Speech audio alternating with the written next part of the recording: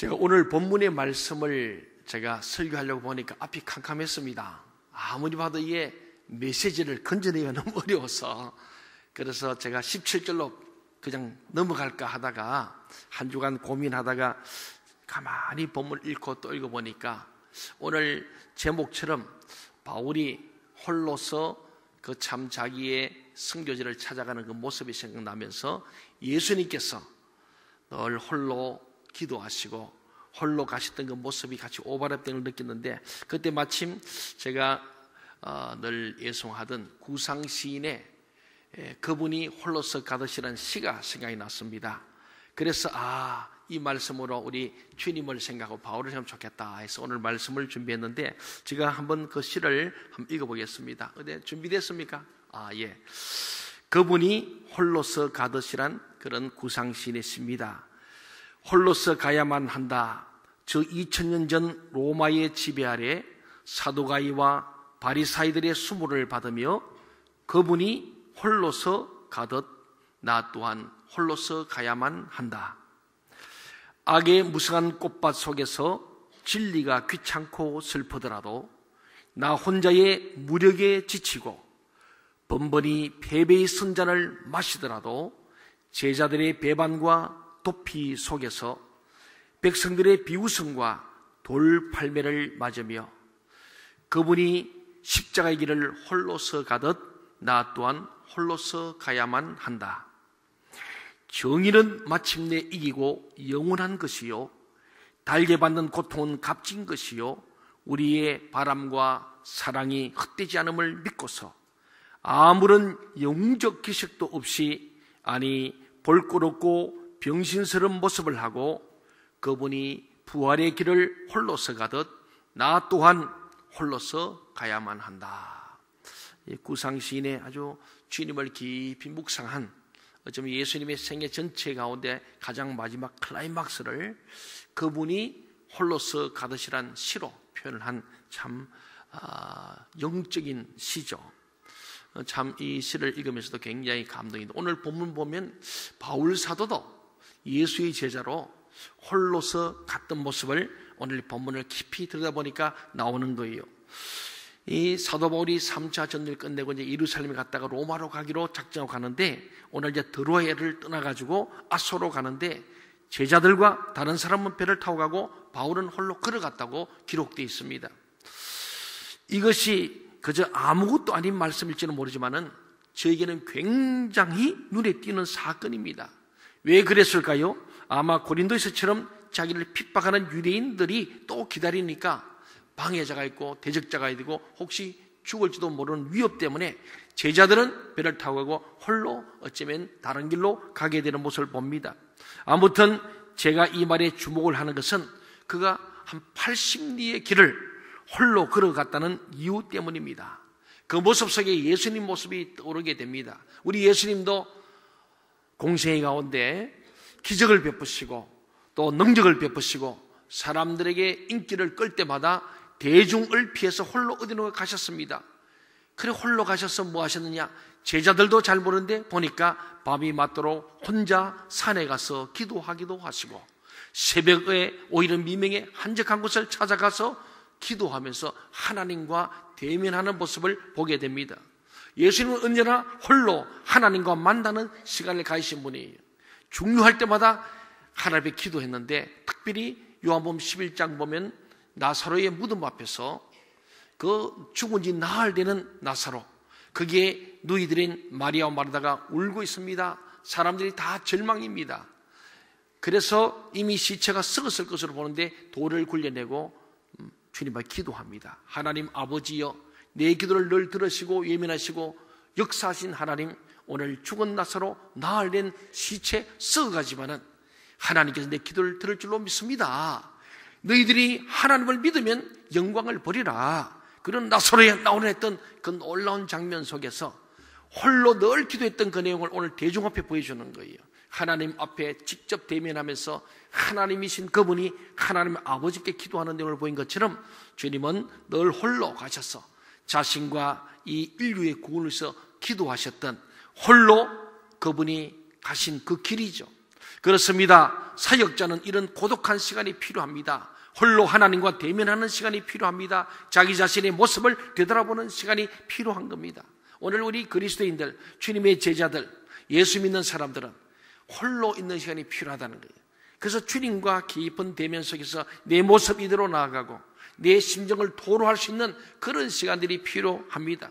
그럼 우리 개신교회가 좀 깊이 있고 좀 무게감이 있는, 좀 표현이 없으면 돌을 닦는 기독도가 되어야 되는데 너무 바쁘고 요란스럽고 가볍고 좀 경망스러운 그런 오늘 교회의 모습은 혹시 아닌가? 정말 주님 앞에 깊이 묵상하고 홀로서 주님과의 만남이 필요한데 우리는 주님을 잊어버리고 그러면서 예수 믿는다 그러고 우리 사역도 하고 하진 않는가?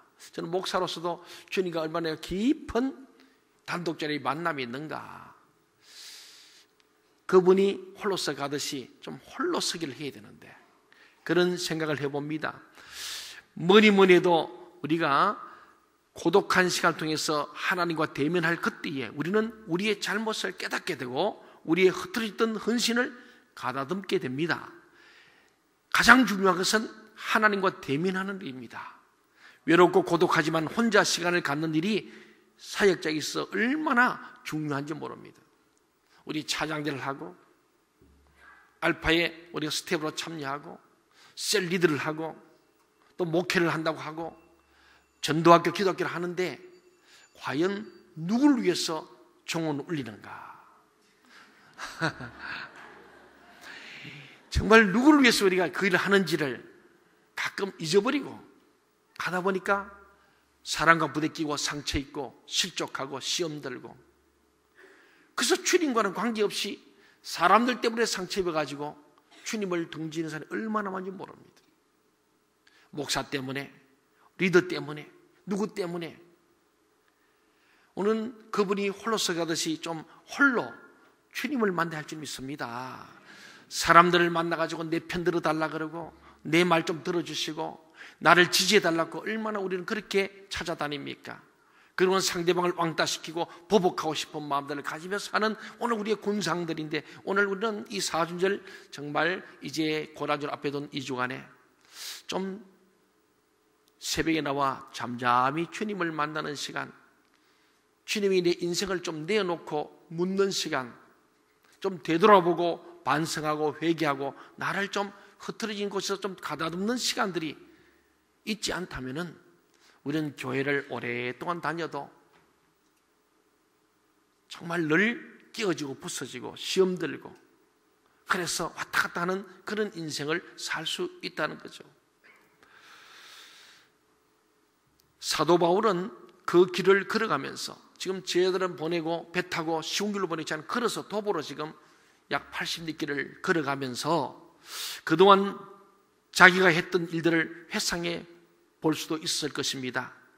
그리고 그 일들 중에서 실수한 것들 또 여러 가지 부족했던 것들을 다시 생각해 볼 수 있는 기회를 가졌을 겁니다. 어쩌면 깊이 돌아서 바나바와 다투었던 일도 아마 기억하면서 내가 좀 더 성숙했더라면 마가를 좀 내가 고용했더라면 그런 마음도 아마 들게 될 것이고 내가 열심히 여러 지방을 다니면서 전도하고 영혼을 살지만은 그 속에서 다시 한번 주님의 뜻을 물어보는 아마 시간이 되었을 것입니다. 그리고 그는 더욱더 하나님에게 집중하면서 그 길을 갔을 것입니다. 사랑하는 여러분, 우리들의 문제는 무엇입니까? 주님의 일을 한다고 하면서 주님을 잊어버리기 쉽다는 데 있습니다. 모든 일들이 잘 되고 기적이 일어날 때는 하나님께 영광도 되지만은 사실은 자기에게 도취하는 경우가 많습니다. 내가 굉장한 사람처럼 느껴지고 막 사람들이 박수, 환호가 있을 때 자기도 모르게 주님을 잊어버리고 내가 자기 도취에 빠졌어. 주님을 생각하지 아니하고 그래서 계속 그런 인기를 누리려고 하는데 어느 날 사람들이 알아주지 않고 돌아보지 않으면 실족하고 섭섭해져서 스스로 시험에 빠져서 낙심하고 주님 일을 놓아버리는 사람들이 많이 있습니다.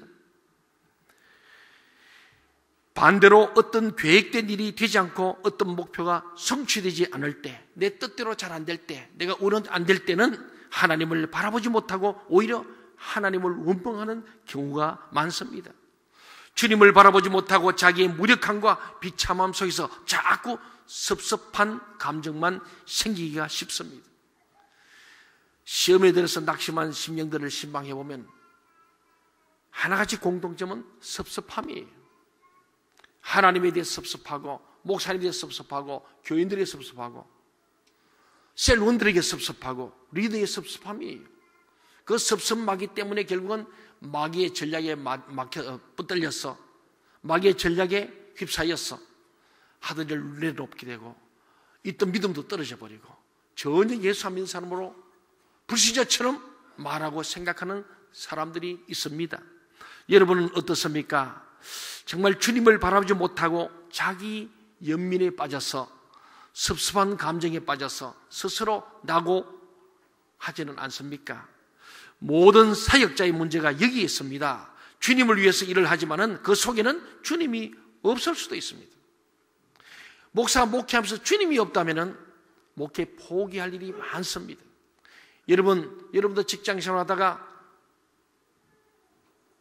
안 이뻤고 유치하고 더럽고 기분 나쁜 일 만나면 하루에 몇 번씩 사표 쓰고 그만두고 싶을 때가 있지 않습니까? 우리 할렐루야 차이들에게 이쁘게 앉았지만은 에이 할렐루야 그만둘래? 오케스트라 마찬가지 아이고 그만둘래? 이럴 때가 있습니다. 그때 우리는 그분이 홀로 들어가듯이 주님 앞에 단독자로서 주님 앞에 좀 만나야 합니다. 주님 어떻게 하면 좋겠습니까? 내려놓을까요 말까요? 내게 왜 이런 일이 왔습니까? 좀 주님 앞에 홀로 서보는 훈련이 필요한데 우리는 주님은 온데가 안 되고 자꾸 사람 찾아다니고 내가 이렇게 기분 나고 섭섭하고 내가 시험 들었으니 나 좀 그래서 우리가 지난번에 내적 치유할 때도 송기철 장로님이 그런 얘기 했습니다만은 자꾸 내 사랑받기 위해 태어난 존재라는 거기에 집착하니까 사랑만 받으려고 하는 거예요. 내 남편이 사랑이 없다, 아내가 안 사랑한다, 부모가 내 사랑 안 했다, 형제를 사랑한다, 우리 사람들이 교인들이 리더가 셀 식구들이 목사님도 나를 사랑한다, 그래서 사랑이 없다, 나는 어디로 갈 것인가? 그래서 스스로 시험을 받습니다. 사랑하는 여러분, 하나님은 사랑이십니다. God is love라잖아요. God loves you. 하나님 여러분을 사랑하십니다. 그런데 그 하나님을 바라보고 하나님 만나면 하나님이 상처 있고 지치고 넘어지고 만사에 대한 우리들을 볼 때마다 주님은 사랑하는 아들아 딸아 내가 너를 사랑한다. 얼마나 힘드냐. 수고 무거운 짐을 졌거나 내게로서 쉬어라. 내가 너를 안아주고 품어주고 위로하고 격려하마.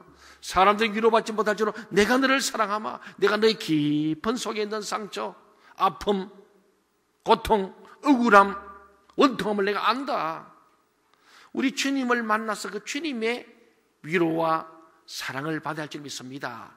그 하나님의 사랑을 받아가지고 우리는 세상에서는 사랑 주며 살아야 할 줄 믿습니다. 사랑 주기 위해 태어난 거예요. 사랑하기 위해 태어난 거예요. 우리 주님이 주신 세계명, 너희는 서로 사랑해라.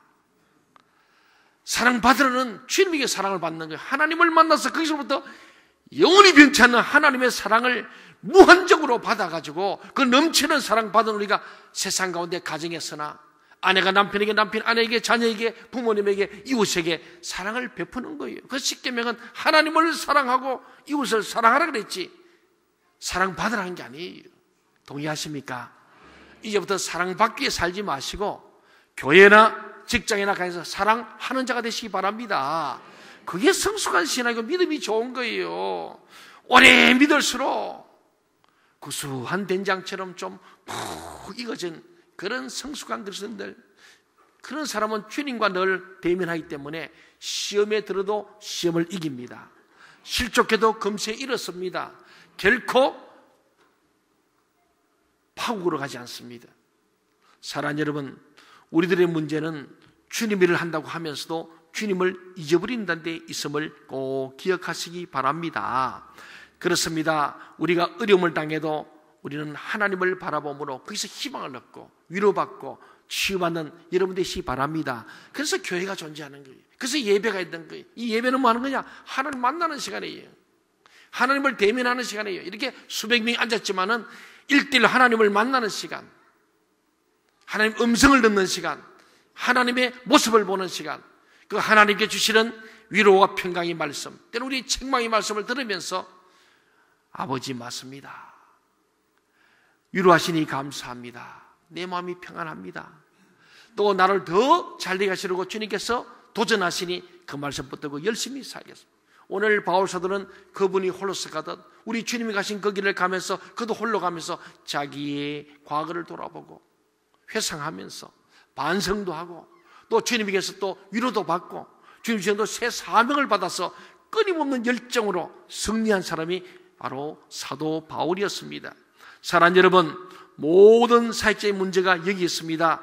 주님을 위해서 일을 하지만 그 속에 주님이 없을 수도 있습니다. 그냥 일에 빠져버리고 마는 거예요. 여러분, 너무 일중심되지 마세요. 우리 주님은 일이 중요한 게 아니고 사람이 중심입니다. 우리 사람을 구원하려고 이 땅에 온 줄로 믿습니다.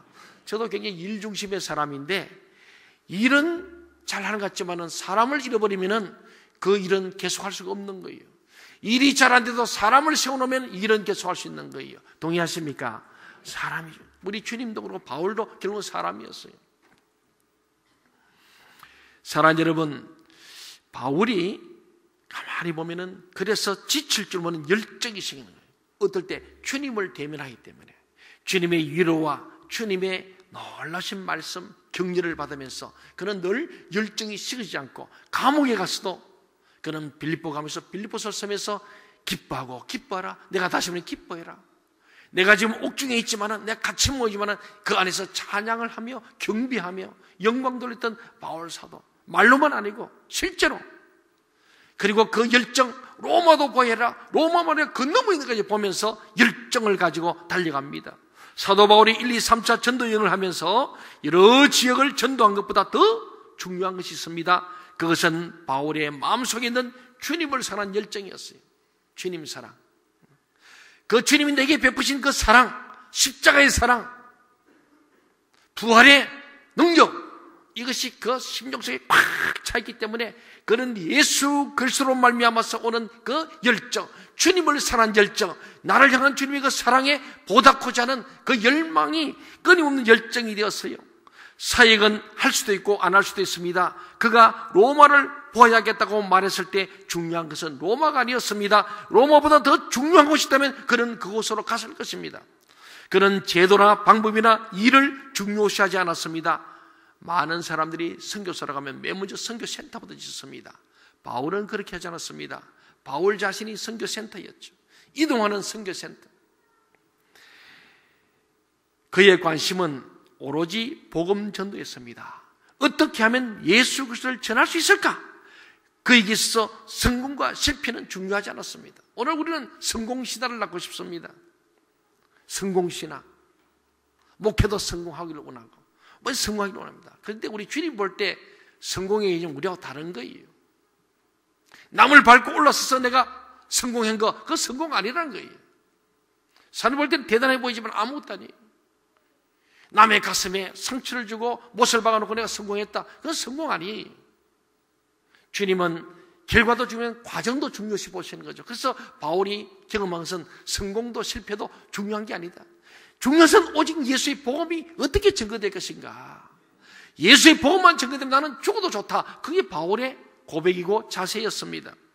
그는 사람에게 관심이 있었습니다. 이제 배를 타고 예루살렘으로 행선을 합니다. 아소에서 미둘레네라는 섬을 거치고 그 다음 날에는 미둘레네에서 기오섬을 거치고 또 그 다음 날에는 사모섬에 들리고 그 다음 날은 에베소 남쪽에 있는 밀레도라는 항구 도시로 돌아옵니다. 그러니까 바울 사도는요, 눈만 뜨면 계속해서 떠나는 것이 그의 생활이었어요. 그러니까 오늘은 이곳 내일은 저곳 순례자의 길을 간 사람이 바울 사도죠. 여러분도 여행을 해보시면은 좀 가면 좀 쉬면 좋은데 매일 이동하면은 피곤합니다. 매일 짐 사고 또 가고 또 가고. 그런데 바울 사도는 쉬지 않고 여행하는 것이 보통 일이 아닌데도 불구하고 이것이 한두 번이 아니라 평생을 그렇게 살았죠. 저는 여기서 아무도 막을 수 없는 사도 바울의 열정을 봅니다. 그는 주님을 사랑했고 주님에게 미쳐있는 사람이었어요. 우리 한번 16절 말씀, 오늘 본문인 사도행전 20장 16절을 함께 보겠습니다. 시작. 바울이 아시아에서 지체하지 않기 위하여 에베소를 지나 배 타고 가기로 작정하였으니 이는 될 수 있는 대로 오순절 안에 예루살렘에 이르려고 급히 가미르라. 지체하지 않기 위해서 급히 갔다는 것, 사도 바울의 마음이 급한 것을 볼 수 있습니다. 유월절을 지키고 싶었는데 방해절 때문에 유월절 때 못 갔습니다. 그럼 유월절은 못 지켰지만 오순절만이라도 지키고 싶어서 그런 마음이 급한 거예요.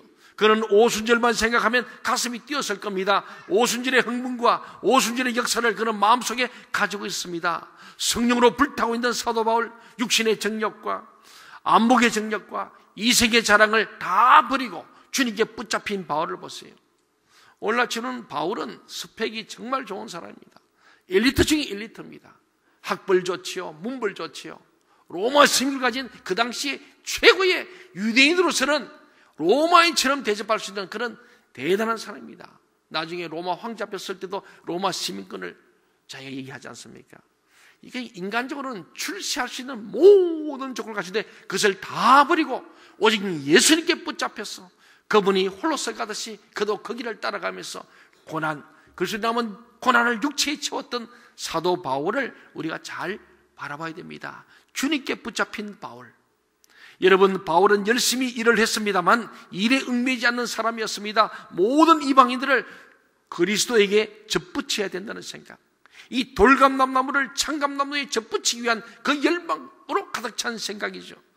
또한 모든 죽어가는 사람들을 살려야 한다는 생각이 가득 찼습니다. 예수님을 전함으로 그 사람을 하여금 하나님이 백성이 되게 해야 한다는 생각만이 있을 뿐이었습니다. 사도 바울은 그래서 빌립보 1장 20절에서 이런 고백을 합니다. 나의 간절한 기대와 소망을 따라 아무 일이든지 부끄럽지 아니하고 오직 전과 같이 이제도 온전히 담대하여 살든지 죽든지 내 몸에서 그리스도가 존귀하게 되기를 원한다. 여러분에도 이런 고백이 있습니까? 여러분도 살든지 죽든지 주님만 나타나면 좋겠습니까? 그렇게 되기를 바랍니다. 정말 예수 믿는 게 뭘까요? 이런 마음의 자세가 탁 들어올 때에 우리는 고난도 역경도 이기게 되고 고난 가운데 도리어 기쁨을 구가할 수 있는 건 줄 믿습니다. 바울이 일평생 예수 믿고 난 뒤부터 고난의 연속이지만 그는 항상 기뻐하고 심을 기도하고 범사에 감사하는 하나님의 사람이 된 줄로 믿습니다. 그렇습니다. 그 다음에 그는 빌립보 1장 21절에서 아주 중요한 말을 했습니다. 이는 내게 사는 것이 그리스도니 죽는 것도 유익함이라. 이제 자기 사는 게 자기가 아니고 사울이 아니고 바울이 아니고 정말 예수 그리스도가 자기 속에 산다는 거예요. 그 마음 중심이 예수의 마음, 예수의 심장을 갖고 사는 삶이므로 죽는 것도 겁나지 않고 유익하다고 감히 말할 수 있는 진짜 예수쟁이가 바로 바울입니다. 우리 예수님이 이렇게 믿어야 우리가 쉽게 시험 들거나 낙심하지 아니하고 뜨거운 열정으로 주님 부르시는 그날까지 완주하는 인생이 될 줄로 믿습니다. 많은 그리스도인들이 성령으로 출발했다가 시험에 들고 악에 빠져서 악령으로 끝나는 사람들을 많이 봅니다. 여러분은 예수 그리스도의 마음을 가지고 바울의 열정으로 주님을 바라보고 주님이 혼자 가셨던 것처럼 바울이 홀로서 간 것처럼 우리도 그 길을 가며 주님과 늘 만나고 문제만 있으면 주님 앞에 나와서 홀로 주님 앞에 엎드려 기도하는 여러분들 바랍니다. 주님을 대면하시면서 주님을 만나서 주님 어떻게 할까요? 주님 도와주세요. 주님 내가 너무 괴롭습니다. 세상 사람들 나를 몰라줍니다. 목사님도 잘 몰라줘요. 주님은 아시지 않습니까? 좀 주님 앞에 내 마음을 토로하면서 주님으로도 위로받으시고 주님을 격려받으시고 주님께서 여러분의 마음의 소원을 들으시는 그 은혜를 경험하시기를 간절히 소원합니다. 그때 진짜 예수 믿는 거예요. 그때마다 우리는 성숙해지는 거예요. 사랑하는 여러분, 그렇습니다. 여러분의 삶의 목표가 그리스도입니까? 그분 때문에 결혼했습니까? 그분 때문에 공부합니까? 그분 때문에 지금 열심히 돈을 법니까? 한번 자문자답해 보시기 바랍니다. 그리스도의 지배를 받게 된 사도 바울은 그를 둘러싸고 있는 환경을 변화시켰고 주변의 사람들을 변화시켰습니다. 그리고 그는 세상을 변화시키는 위대한 사도가 된 줄 믿습니다. 누구도 바울의 길을 막을 자가 없었어요. 세상이 감당치 못하는 사람이 된 거죠. 예수 그리스도의 마음, 예수님의 열정, 그것은 주님을 계속 대면할 때 홀로서 걸어가고 주님과 만나고 주님과 대화하고 성령의 늘 도우심과 가르침을 받았기 때문에 세상이 감당할 수 없는 사람 되므로 누구도 바울을 막을 자가 없고 로마까지 가고 황제를 만나고 그에게 복음을 전하게 되는 줄 믿습니다. 그 마음에 있는 기쁨과 평안을 빼앗을 수가 없었어요. 그는 줄기차게 다음 목표는 로마다라고 말하고 있습니다. 그는 사람을 보고 있었지만 사람과 대화하고 있었지만은 그의 눈은 언제나 그 건너편에 있는 거예요. 하나님 나라까지 가 있는 거예요. 그래서 그는 사역하면서도 항상 하나님 나라의 마음이 가 있습니다. 그래서 그는 기도 가운데 삼창진을 오락내락하면서 하나님 나라를 본 거예요. 그래서 빨리 주님 나라 가고 싶다. 그는 아직 사명이기 때문이다. 그리고 때가 될 때 나의 달려길을 다 달려왔습니다. 이제 후로는 주님께서 나를 부르시면은 영광의 멸류관 의명을 받을 것을 바라보면서 결승점에 서게 되는 거예요. 일평생을 그는 우리 주님이 홀로서 가듯이 홀로 가면서 주님과 깊은 대면, 대화, 주님을 깊이 생각한 거예요. 사랑하는 여러분, 여러분의 인생 가운데 억울한 일, 원통한 일, 섭섭한 일, 고통스러운 일, 감당기 어려운 일도 많을 것입니다만은 우리 주님을 깊이 생각하시기 바랍니다. 홀로, 다른 사람 의뢰하지 마시고 홀로 주님 앞에 좀 서보십시오. 주님께서 게세마네 동산에 기도하던 그 장면을 한번 떠올려 보세요. 게세마네에서 땀방울이 핏방울도 기도하시는 그 주님, 그 기도하시는 모습 속에서 우리는 많은 문제가 풀려집니다. 빌라도의 뜰에서 수치와 조롱을 받고 침뱉음과 채찍이 맞고 옷을 벗기를 당하는 그 고통 받으시는 예수 그리스도, 그 빌라도의 뜰에 선 주님을 깊이 한번 묵상해 보세요. 여러분이 억울하고 원통하고 수치를 당하고 누명을 덮었을 때 그 주님을 깊이 생각하면 그 주님에 비하면 나는 아무것도 아니구나 하면서 스스로 문제가 해결되고 위로받게 될 줄로 믿습니다. 비아도로스의 길을 걸으며 십자가를 지고 피투성이 된 그 주님께서 자기가 매달릴 그 십자가를 지고 그 골고다 언덕을 향해 올라가던 그 주님을 한번 생각해 보세요. 여러분이 각자에 맡겨진 직분의 십자가, 사역의 십자가 있습니다마는 우리 주님은 너희가 나를 따르면 자기를 부인해야 된다. 그게 무슨 말입니까? 내 생각, 내 사상과 내 고집을 버리고 예수님의 말씀 앞에 나를 쳐 죽여야 한다. 그래야만 십자가 진다는 거예요. 우리 주님을 쫓는 제자는 십자가를 지고 가야 됩니다. 그런데 오늘 많은 사람이 주님 십자가 내팽개쳐버리고 쉽게 편하게 주님 가신 길 골고다 언덕 갑니다. 자기 십자가를 지고 가자는 절대로 십자가에 매달릴 수가 없는 거예요. 오늘 우리는 조금만 힘들어도 십자가 벗어던집니다. 어제 우리는 DT에서 지금 일기 3주째를 말인데 어제 예배에 대한 것을 우리가 배웠습니다. 강사로 오신 분은 울산 우정교에 있는 부목사님이신데 김길영 목사님이라고. 저는 굉장히 강한 도전과 또 굉장한 은혜, 또 제게 각이 되는 거예요. 제가 시작하기 전에 우리 유 목사님이 잠시 강사님 소개하는데 보기에 너무 순수하고 너무 겸손하고 제 앞에 서는데 그냥 안절부절 하실 정도로, 그래서 이분이 제대로 오늘 강의를 하겠나 할 정도로 약해 보이죠. 그래 잠깐 차 한잔 하면서 여쭙습니다. 아이고 부목사님이 이렇게 사회가 쉽지 않을 텐데 그래 어느 교회에서 어떻게 사회하면 돼? 울산 우정교회. 제가 언뜻 한번 들은 적이 있습니다만은 아마 이 강남 이남에서는 제일 본당이 큰데 4,000석을 지은 거예요. 네. 교인 한 5, 600명 될 때에 울산의 우정교회가 그렇게 크게 지었대요. 체육관처럼 크게 지었대요. 나는 가보지 않았는데. 여러분, 그 원로 목사님은 있는 배에서 그 교회를 완공을 하고 도저히 감당이 돼 은퇴를 하시고 부산 수영로교에 있는 선임 부목사님을 담임 목사 천명인 거예요. 40대 초반의 목사. 자, 그 목사님 대단하신 것 같습니다. 그런데 건축을 하다 보니까 힘드니까 600명 되는 교인들이 하나둘 떠나가는 거예요. 장로도 집사도 다 떠나가 버리고 200명도 채 되지 않게 남았다는 거예요. 그 상황에서 이 담임 목사가 왔는데 몇 년 전에 한번 만났을 때에 같은 교회 사역할 때 내가 담임 목사님 당신 나 좀 도와줘, 같이 동력하자, 팀워크하자. 그래서 그때 그렇게 하자고 한 약속 때문에 4년 전에 부임해가지고 맨 먼저 이 김길영 목사님을 찾아와서 나 좀 도와달라고. 교회 아무것도 없다고. 그래도 아무것도 없게도 뭐 기본에 있겠지 하고 왔더니 정말 아무것도 없어가지고 오자마자 사례도 몇 달째 못 받았대요. 교회가 이자 갚고 그거 갚기도 힘드니까. 그리고 교회가 부도난다고 소문이 나니까. 그렇죠. 600명 되는 교인이 4천석 큰 교회를 지어놨는데 200명 안 남았으니까 은행에서도 사채만 빌리다 보니까 그 이자 갚기 힘들어서 악순환이 계속되니까 목회자 사례도 못 주고 생활도 못 주고 사택에 보일러도 떼지 않아서 다 강에 폐렴에 걸리고 그래 고생하고 새벽부터 오니까 자기는 찬양사역자에게 찬양할 줄 알았더니 새벽 차량 운행하라 그러고 관리 사찰도 둘 수 없으니까 교회 청소도 하고. 여러분 저는 그게 참 눈물이 나는 거예요. 어제 강의를 하는데 얼마나 뜨겁게 하지. 강단에 올라가면 이 사람이 막 사자같이 포효하는 거예요.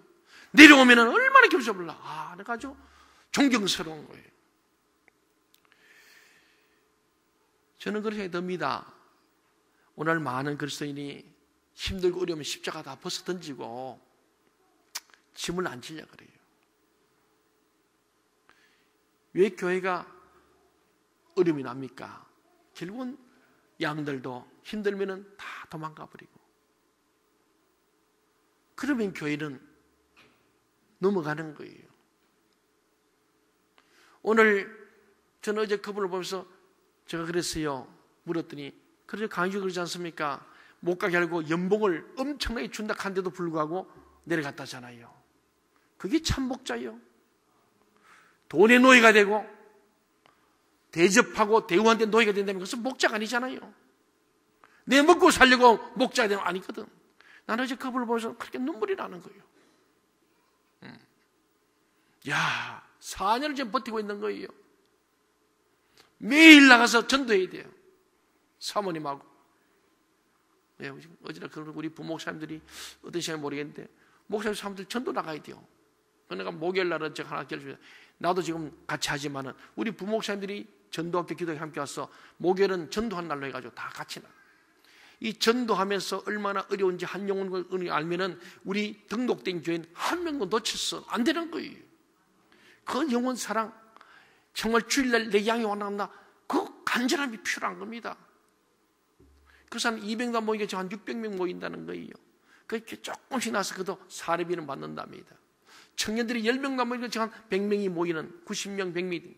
그 청년들이 우리 부목사님 너무 불쌍하다고 안마기를 사줄 때 너무 고생해요. 새벽밤까지 운전 다 하지 청소하지 뭐 이거 뭐 완전히 잡부에서 다 하는 거예요. 전천후 금요일 심야 때도 지금 다 끝나고 울산서 올라오느라고 이게 새벽 2시 반에 도착하고 잠시 눈 붙이고 우리 강의하러 8시 반에 온 거예요. 참 눈물.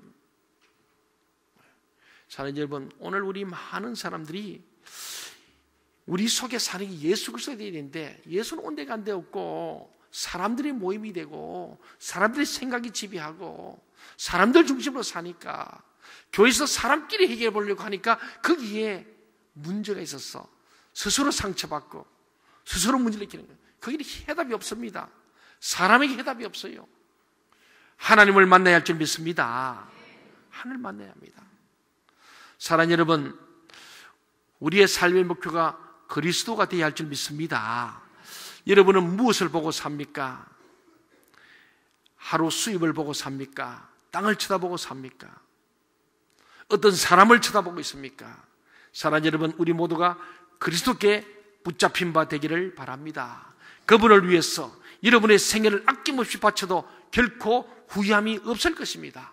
사도 바울은 비록 고난 속에서 살았던 사람이지만 그처럼 행복한 삶을 살았던 사람도 없는 것 같습니다. 저는 그 생각해요. 행복한 사나이다 생각합니다. 왜냐하면 자기가 하고 싶은 일을 했기 때문이죠. 예수께 미쳤고 하나님께 붙잡힌 바가 됐기 때문에 그 주님의 붙잡힌 사람으로 주님의 일을 하니까 그는 예수께 붙잡혔으니까 그 하고 싶은 일을 어떻게 하면 주님의 복음을 전하여 이방인도 예수께로 돌아오고 예수 믿어서 하나님 백성이 될까, 여기에 그런 정말 하나님의 주신 비전을 향해 살았기 때문에 그 비전, 그것을 이루는 자기가 하고 싶은 일이기 때문에 죽음도 고통도 결코 후회함도 없는 온전한 행복한 삶. 고통이 와도 하고 싶은 일 하면은 행복한 거예요. 저는 행복해요. 어려워도 제가 지금 여러분은 멀리게 보지만 제가 지금 왼쪽 눈이 다래끼가 나가지고 한쪽 눈이 시원치 않아요. 그래도 너무 행복한 거예요. 왜? 제가 하고 싶은 일 하니까.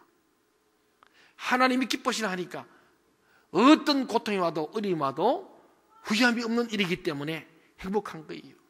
사랑하는 여러분, 그분이 홀로서 가듯이 바울이 홀로서 걸어가면서 주님과 깊은 교제하면서 열정이 불타오르던 것처럼 저와 여러분에게도 좀 홀로서 주님과 함께 만나고 대화하고 주님께 묻고 듣고 기도하며 순종하며 사는 행복한 그리스도인 되기를 주의 이름으로 간절히 소원합니다.